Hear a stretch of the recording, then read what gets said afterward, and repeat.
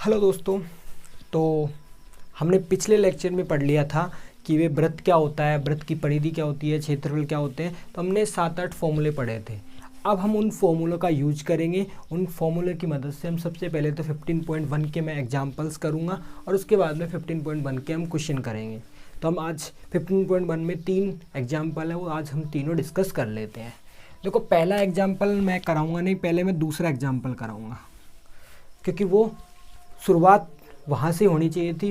Basically दूसरे example को पहले नंबर पे होना चाहिए था, लेकिन अब ये दूसरे नंबर पे है। उसमें आपको दे रखी है कि वे त्रिज्या का मान है 7 सेंटीमीटर। दूसरे एग्जाम्पल में आपको त्रिज्या दे रखी है 7 सेंटीमीटर और इसका आपसे पूछा है कि इसका क्षेत्रफल निकालो। ये बात वृत्त की हो रही है, ठीक है। यानी आपको वृत्त की त्रिज्या दे रखी है 7 सेंटीमीटर और वृत्त का आपको क्षेत्रफल निकालना है। तो सबसे पहली चीज़, सवाल को अच्छे से पढ़ो और उसमें ये चीज़ देखो कि आपसे सवाल में पूछा गया है। सवाल में आपसे वही पूछा है कि वृत्त का क्षेत्रफल आपको ज्ञात करना है। तो यहाँ पे लिखो वृत्त का क्षेत्रफल। हमेशा फॉर्मूला ज़रूर लिखना है आपको। एग्जाम में जब भी क्वेश्चन आए तो आपको फॉर्मूला लिखना है और फॉर्मूले को कोशिश किया करो कि उसको एक छोटे से ब्रैकेट में बंद कर दो इस तरीके से, क्योंकि जब आप ब्रैकेट में बंद कर देते हो तो वो नज़र आता है और नज़र आएगा, और अगर वो फॉर्मूला सही है तो आपको नंबर मिलेंगे। या आप उसके आगे स्टार लगा सकते हो। उससे क्या है कि टीचर को एक अलग एज मिलता है कि हाँ, इसने मुझे फॉर्मूला बताया कि मैंने इस फॉर्मूले को यूज करके सवाल किया है। तो इसलिए फॉर्मूला तो ज़रूर लिख के आना, हो सके तो बॉक्स में बंद कर देना। सारे को मत करना, मतलब जितने फॉर्मूले आप हर क्वेश्चन में लिख रहे हो तो हर क्वेश्चन में डब्बा बना दिया, नहीं। जैसे 30 क्वेश्चन है तो 10-15 क्वेश्चन में आपको ऐसे बॉक्स बनाना है, ठीक है। तो वृत्त का क्षेत्रफल बराबर पाई आर स्क्वायर। तो अब यहाँ पे पाई का मान सबको पता होता है 22/7 होता है। हमेशा 22/7 ही लिखना है, लेकिन आपको सवाल में अगर बोल रखा है कि पाई बराबर 3.14, अगर सवाल में आपको मेंशन कर दे कि भाई पाई बराबर 3.14 रखो, तब आप 22/7 मत रखना, क्योंकि अगर आपने 22/7 रखा तो जो आंसर आएगा वो अलग आएगा और वो टीचर उसको सही नहीं मानेगा, क्योंकि उसने आपको पहले ही बोल दिया कि तुमको 3.14 रखना है तो रखना है, ठीक है। अब यहाँ पे नहीं बोल रखा तो आप 22/7 रखो। फिर आर यानी त्रिज्या का मान आपको दे रखा है 7, तो इसको 7 से गुणा कर देंगे। यहाँ पे त्रिज्या के ऊपर क्या है, 2 है। जब किसी संख्या के ऊपर घात 2 होती है, इसका मतलब उस संख्या को हम 2 बार लिखते हैं। तो 7 को कितनी बार लिखेंगे, 2 बार लिख दिया। अब देखो, ये संख्या ऊपर गुणा में है, तो जब संख्या गुणा में होती है तो अंश से हर कट जाता है। यानी ऊपर वाली संख्या अंश की होती है, नीचे वाली हर की होती है। तो आप 7 से 7 को काट सकते हो। तो ऊपर कितना बच गया, सिर्फ 22, और कितना बच गया, 7। 22 को 7 से मल्टीप्लाई करते हैं, गुणा करते हैं, कितना आता है, 154 आता है। आता है नहीं आता। अब देखो, सवाल में क्या पूछा है, क्षेत्रफल। आपको त्रिज्या किस में दे रखी है, सेंटीमीटर में, तो अपना आंसर भी किस में आएगा, सेंटीमीटर में। लेकिन देखो, क्षेत्रफल किसी भी चीज़ का स्क्वायर में आता है, यानी वर्ग सेमी में या वर्ग मीटर में आता है। तो यहाँ पे सेंटीमीटर है तो इसके ऊपर आपको 2 लगाना है। इम्पोर्टेंट चीज़ है ये बहुत इम्पोर्टेंट चीज़ है कि जब भी आप किसी भी चीज़ का, कोई सी भी आकृति का आप अगर क्षेत्रफल निकालोगे तो उसके पीछे आपको सेंटीमीटर स्क्वायर लिखना पड़ेगा। और आप उसका परिधि निकालते हो, परिमाप निकालते हो, दूरी निकालते हो, तो वो सिंगल सेंटीमीटर या मीटर में आती है, ठीक है। अगर मैं इसी सवाल में आपसे पूछूं कि इसकी वृत्त की परिधि बताओ, आपसे पूछी नहीं है लेकिन मैं आपको निकाल के बता देता हूँ। तो वृत्त की परिधि का सूत्र लिखो आप, 2πr, ठीक है। लिख दिया हमने 2πr। देखो, 2 × 22/7 आ गया। अब r का मान कितना है, r का मान आपको दे रखा है 7, तो यहाँ पे हम लिख देंगे 7। 7 से 7 को कैंसिल कर देंगे। 2 को 22 से गुणा किया तो कितना आता है, 44 आता है। तो 44 सेंटीमीटर। क्या इसके ऊपर स्क्वायर लगाएंगे, नहीं लगाएंगे, क्योंकि परिधि क्या होती है, एक दूरी तो होती है। आप परिधि यानी एक वृत्त में चक्कर ही तो लगा रहे हो, एक दूरी तो ज्ञात कर रहे हो। तो वहाँ पे जब भी आप दूरी ज्ञात करते हो तो उसके आगे सिर्फ सेंटीमीटर या मीटर लिखा जाता है, और जब आप किसी का क्षेत्रफल निकालते हो तब उसके आगे सेंटीमीटर स्क्वायर या मीटर स्क्वायर लिखा जाता है। आई बात समझ में। तो अपन को जब भी क्षेत्रफल निकालना हो तो हम सेंटीमीटर स्क्वायर लिखेंगे, और जब परिधि परिमाप निकालना हो, कोई दूरी निकालनी हो, तो सेंटीमीटर या मीटर लिखते हैं। ठीक है, तो ये हो गया आपका दूसरा एग्जाम्पल कंप्लीट। जो भी चीज़ आपसे पूछे उसका सूत्र लिखो, और सवाल में जो भी आपको मान दे रखे हैं वो आपको लिखने हैं, और सिंपल आपको गुणा भाग करना है, आपका आंसर आ जाएगा। अब हम करते हैं पहले नंबर का एग्जाम्पल। ऐसा सवाल एग्जाम में जनरली नहीं पूछा जाता क्योंकि ये बहुत ही आसान सवाल है, लेकिन जो पहले नंबर का सवाल है वो एग्जाम में उसके आने की संभावना बहुत ज़्यादा होती है। पहला नंबर का जो एग्जाम्पल है, एग्जाम्पल नंबर 1 की मैं बात करूं तो एग्जाम्पल नंबर 1, अगर मैं एग्जाम्पल नंबर 1 की बात करूं तो उसमें आपको परिधि का मान दे रखा है कि भाई वृत्त की परिधि दे दी है कितनी, 132 सेंटीमीटर, और आपको इसकी त्रिज्या निकालनी है। ठीक है, तो मैं इसमें आपसे कहता हूं कि आप त्रिज्या ही नहीं, इसमें आप क्षेत्रफल भी निकालो। किसका? वृत्त का।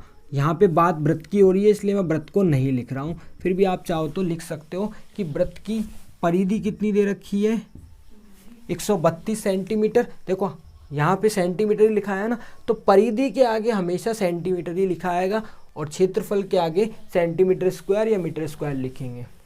तो सबसे पहले परिधि से त्रिज्या निकालेंगे और बाद में अपन क्या निकालेंगे, क्षेत्रफल। बहुत ही अच्छा सवाल है, एग्जाम के पॉइंट ऑफ व्यू से इम्पोर्टेंट लगा लो। यहाँ पे क्या होता है कि जब भी आपको परिधि या क्षेत्रफल कुछ भी सवाल में दे रखा हो तो सबसे पहले क्या करो, जो भी चीज़ सवाल में दे रखी है, जैसे आपको परिधि दे दी तो परिधि का सूत्र क्या होता है, 2πr, वो लिख दो, सूत्र लिख दो। अब परिधि का मान कितना दे रखा है, 132, तो परिधि का मान लिख दो 132, यानी सूत्र और उसका मान। ठीक है, अगर आपको क्षेत्रफल दे देता 132 तो πr² बराबर क्या लिख देते, 132। ठीक है, तो अब यहाँ पे 2 × 22/7 r बराबर कितना आ जाएगा, 132। तो हम क्या करेंगे, इस 22 से इसको काट देंगे। कोशिश ये करो कि आप लोग 22 का पहाड़ा याद कर लो, टेबल होती है ना 22 की, उसको याद कर लो, क्योंकि 22 इसमें बहुत ज़्यादा काम आएगा। 15 एक्सरसाइज और 16 एक्सरसाइज में 22 से आपको कितनी बार डिवाइड करना पड़ेगा आप मत पूछो। तो इसलिए 22 का जो टेबल है वो आप याद कर लो, क्योंकि याद कर लोगे तो आपका टाइम बचेगा, आपको मल्टीप्लाई करने में, गुणा करने में बहुत ज़्यादा टाइम नहीं देना पड़ेगा। तो 22 का अगर पहाड़ा बोलते हैं, टेबल बोलते हैं, तो 6 बार भाग जाता है ना, 22 6 132। अब देखो यहाँ पे 2 और है, तो 2 से मैं इस 6 को काट सकता हूँ 3 बार। देखो ऊपर कुछ बचा है, सिर्फ r बचा है, नीचे बचा है 7, बराबर है 3। अब क्या होगा, देखो हमेशा ये संख्या और बराबर वाली संख्या को हमेशा क्या करना पड़ता है, मल्टीप्लाई। तो 7 3 के साथ क्या हो जाएगा, मल्टीप्लाई हो जाएगा। एक तरीका तो ये है कि 3 × 7 कर लो, तो r का मान कितना आ जाएगा, 21 सेंटीमीटर, 21 सेंटीमीटर। दूसरा तरीका मैं आपको बताता हूँ कि r/7 बराबर 3 है। जब संख्या के नीचे, इसके नीचे कुछ नहीं लिखा हो तो हम क्या मान लेते हैं कि इसके नीचे आप मान लो 1, मान लिया 1। अब क्या करेंगे, इसका कर देंगे वज्र गुणा। वज्र मतलब तिरछा गुना। r को हम 1 से गुणा करेंगे, r को 1 से गुणा करते हैं तो कितना आएगा, r आएगा। किसी भी संख्या को, दुनिया की किसी भी संख्या को अगर आप r 1 से गुणा करोगे तो वो ही संख्या हमें मिलती है। और 3 को 7 से गुणा करोगे तो कितना आ जाएगा, 21। तो दोनों तरीके से कर सकते हो। अगर आपको समझ में नहीं आता कि ये ऐसे कैसे हो जाएगा तो आप इसके नीचे 1 मानो, वज्र गुणा कर लो, आपका आंसर सेम आएगा। सवाल में सिर्फ आपसे त्रिज्या पूछी थी, क्षेत्रफल नहीं पूछा था, लेकिन मैं आपसे कह रहा हूँ कि इसका क्षेत्रफल भी आपको निकालना है। तो देखो क्षेत्रफल निकालना है, आपको त्रिज्या पता है, आ जाएगा दूसरा एग्जाम्पल। तो वृत्त का क्षेत्रफल क्या होता है, तो वृत्त का क्षेत्रफल होता है πr²। कितना होता है, πr², यानी 22/7। r का मान कितना दे रखा है, 21, उसके बाद में 21 को 2 बार मल्टीप्लाई करेंगे, क्योंकि r के ऊपर कितना 2, अगर 3 होता तो 3 बार 21 लिखते, ठीक है।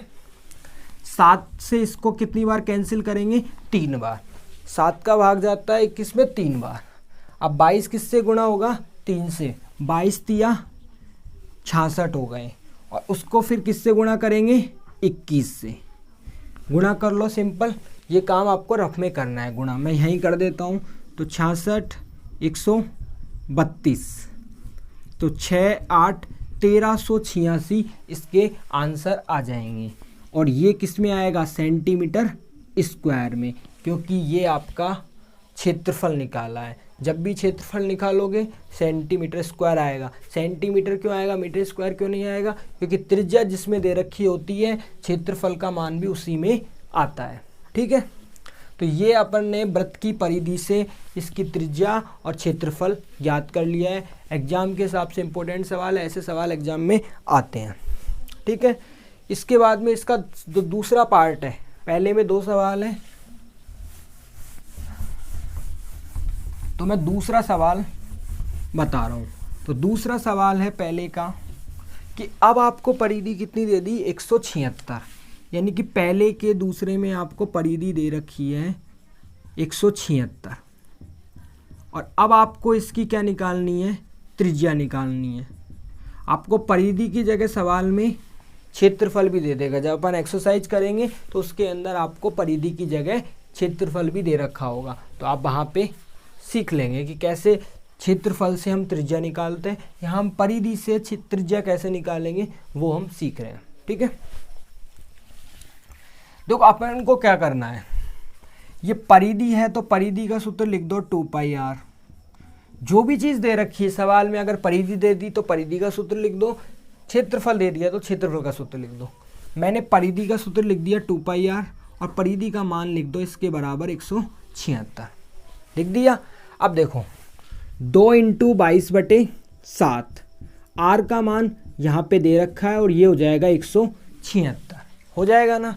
अब देखो वापस से 22 से ये कितनी बार कट जाएगा, 8 बार। इसीलिए तो कह रहा हूँ कि 22 का टेबल याद होना चाहिए, बिल्कुल टिप होना चाहिए आपको कि 22 का टेबल तुरंत 22 से 176 8 बार कटता है। अगर किसी को नहीं आता तो 22 को गुणा करते जाएगा, 6 बार करूँ, 7 बार करूँ, 8 बार करूँ।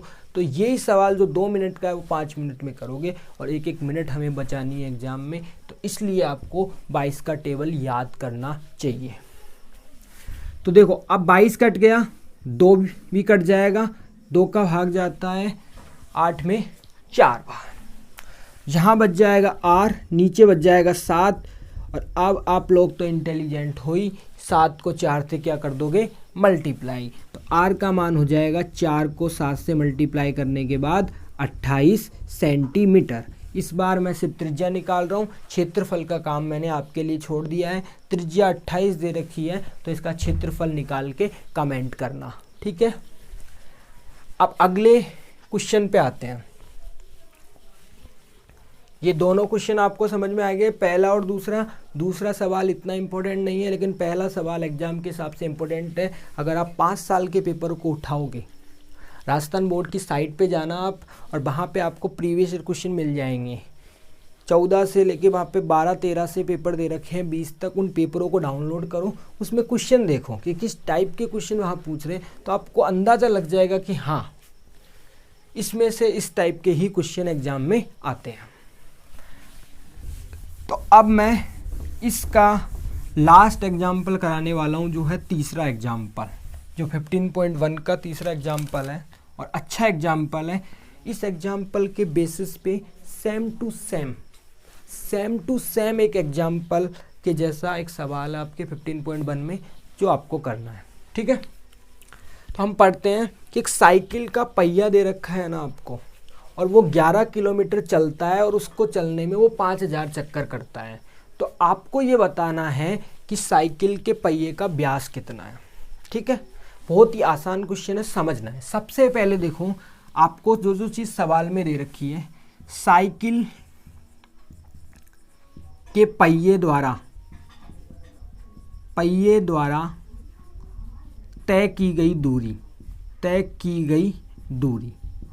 अब ये चीज़ मैं जो लिख रहा हूँ आपको एज इट इज एग्जाम में नहीं लिख के आनी, अगर किसी को याद हो जाती है तो ठीक है, वरना आप अपनी इच्छा से लिख सकते हो कि साइकिल द्वारा चलाई गई दूरी, साइकिल के पहिए ने कितनी दूरी तय की, तो किसी भी तरीके से लिख सकते हो और एग्ज़ाम में इसके नंबर नहीं कटते, ठीक है, क्योंकि एग्ज़ाम में वो आपसे मैथ्स पूछ रहा है ना कि हिंदी, तो आपको हिंदी पे ज़्यादा नहीं, हिंदी लिख के आनी है, लेकिन ये नहीं कि आपने डायरेक्ट ही सवाल कर दिया, वो भी नहीं करना, लेकिन आप अपनी इच्छा से भी लिख सकते हो।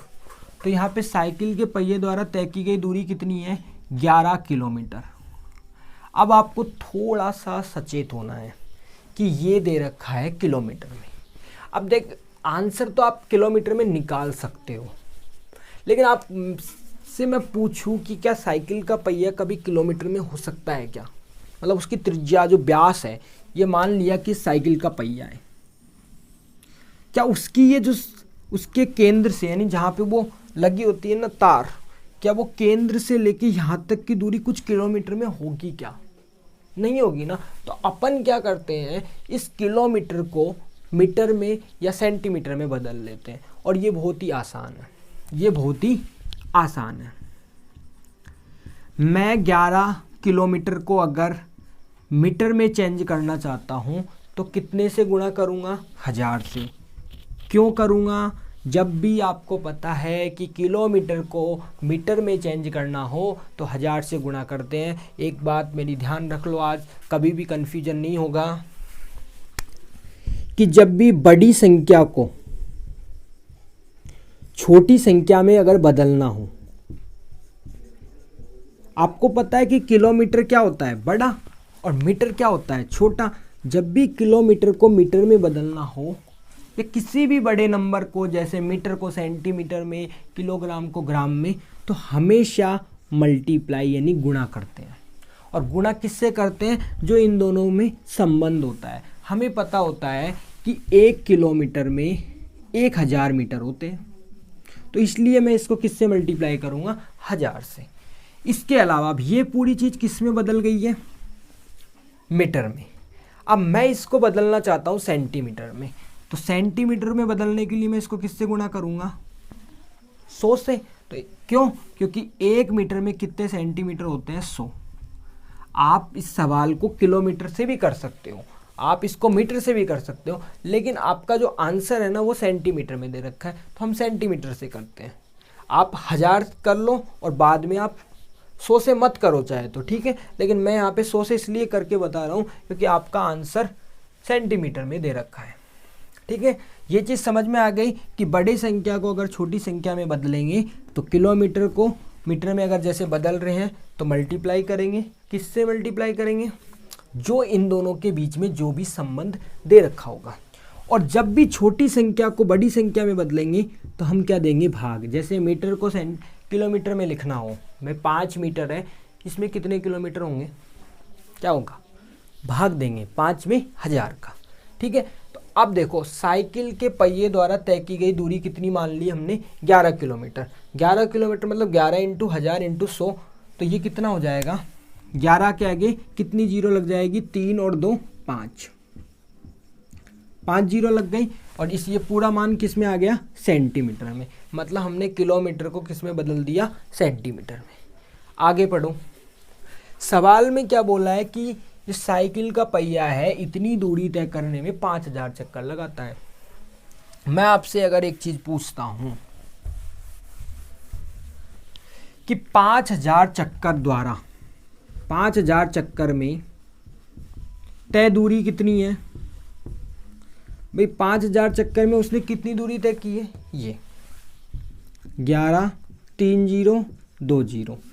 तो जब 5000 में इतनी दूरी तय की है तो एक चक्कर में वो कितनी दूरी तय करेगा, 11 2 0 3 0 बटे 5000। भाई 5000 में इतनी कर रहा है तो एक चक्कर में कितनी करेगा, 5000 का सिंपल भाग देंगे, 3 0 से 3 0। भाई ये इसको आप ऐसे समझ सकते हो ना कि भाई 10 रुपये 10 पेन 50 रुपये के आते हैं, 10 पेन अगर 50 रुपये के आते हैं तो एक पेन कितने रुपए का होगा, 50/10 यानी 5 रुपये का। इसी तरह 5000 चक्कर में इतना चल रहा है तो एक चक्कर में क्या करेगा, उस कुल दूरी में हमने चक्करों का भाग दे दिया। आपके अब एग्जाम्पल में एक सूत्र बना दिया है, तो सूत्र उत्तर याद करने की जरूरत नहीं है, आप डायरेक्ट ऐसे समझ के कर सकते हो। आप इसका भाग दो, 5 का भाग दोगे तो कितनी बार जाएगा, 220 बार। तो एक चक्कर मतलब कितना आ गया, 220 सेंटीमीटर। अब यहाँ से एक बहुत इम्पोर्टेंट चीज़ निकल के आती है, वो है परिधि की परिभाषा। मैंने परिधि की परिभाषा क्या बताई थी कि किसी भी आकृति का एक चक्कर करोगे तो वो उसकी क्या होती है, परिधि होती है। तो यहाँ पे एक चक्कर को अपन क्या लिख सकते हैं, परिधि लिख सकते हैं। किसकी, पहिए की परिधि। पहिए की परिधि हो गई कितनी, 220। और पहिया क्या है, पहिया है वृत्त, पहिया है वृत्त। तो पहिए की परिधि है तो ये 2πr बराबर है 220। 2 × 22/7 × r बराबर 220। कितना आ गया, r बराबर आ गया 220। तो इसको काटा, कितनी बार कट गया, 10 बार। ये कितनी बार कट गया, 5 बार। तो r/7 बराबर आ गया 5। अब आप इंटेलिजेंट हो ना, बिल्कुल आप सब पढ़ते हो और पढ़ने वाले बच्चे सीधा आंसर निकाल सकते हैं। 7 को 5 से गुणा करेंगे तो यहाँ पे r का मान आ जाएगा 35 सेंटीमीटर। अब कुछ होनहार विद्यार्थी यहाँ पे छोड़ के आगे बढ़ जाएंगे और इसी को बोलते हैं जल्दबाजी। तो भाई इस तरह की जल्दबाजी नहीं करनी, सवाल को पूरा पढ़ो। सवाल में आपसे पूछा है कि आपको व्यास निकालना है और हमने व्यास का एक खूबसूरत सा फॉर्मूला पढ़ा था, 2 × त्रिज्या, मतलब त्रिज्या का दुगना। तो अब हमें यहाँ पे व्यास निकालने के लिए 2 को किससे गुणा करना पड़ेगा, 35 से। तो कितना आ जाएगा, 70। और ये पूरी चीज़ किस में चल रही है, सेंटीमीटर में। तो इसका आंसर किस में आ जाएगा, सेंटीमीटर में। आएगा नहीं आएगा, बिल्कुल आएगा।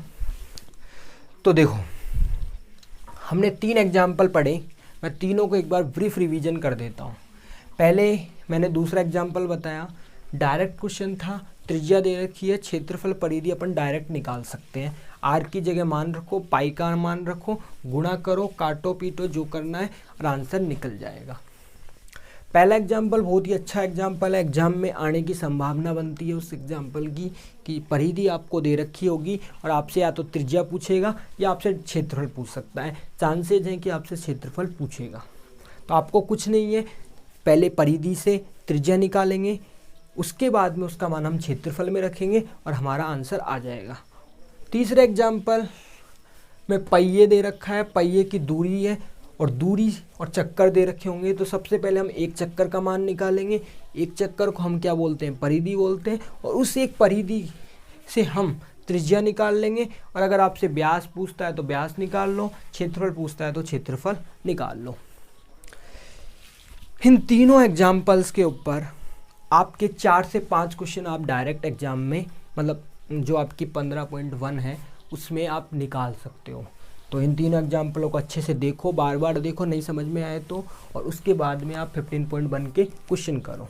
मैं 15.1 अगले वीडियो में कराऊंगा, तो आप वहाँ पे देखना। लेकिन देखने से पहले आप खुद से ट्राई करो। देखो मैथमेटिक्स का सिंपल रूल है, जब तक खुद से ट्राई नहीं किया तब तक मैथ समझ में नहीं आती। जहाँ गलती होती है वहाँ देखो, जहाँ गलती भाई नहीं आ रहा समझ में तो देखो कि मुझे सूत्र याद नहीं है, मुझे क्या याद नहीं है, क्यों सवाल नहीं हुआ। सवाल एग्ज़ाम में तभी बनेगा जब आप खुद से करने की कोशिश करोगे। ठीक है, पढ़ो लिखो मस्त, कोई टेंशन वाली बात नहीं है। कोरोना वायरस समाप्त होने वाला है तो अपन पढ़ाई करते हैं। तब तक के लिए पढ़ते रहिए। Good bye. ठीक है।